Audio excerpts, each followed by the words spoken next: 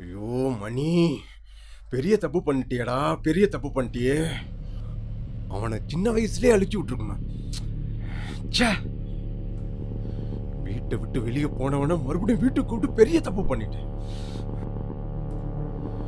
இப்போ வளர்ந்து நின்று எனக்கே அவன் ஆட்டம் காட்டுறான். அவனெல்லாம் சும்மா விடக்கூடாது. அண்ணே, அதான் நான் சொல்லியிருந்தேனே.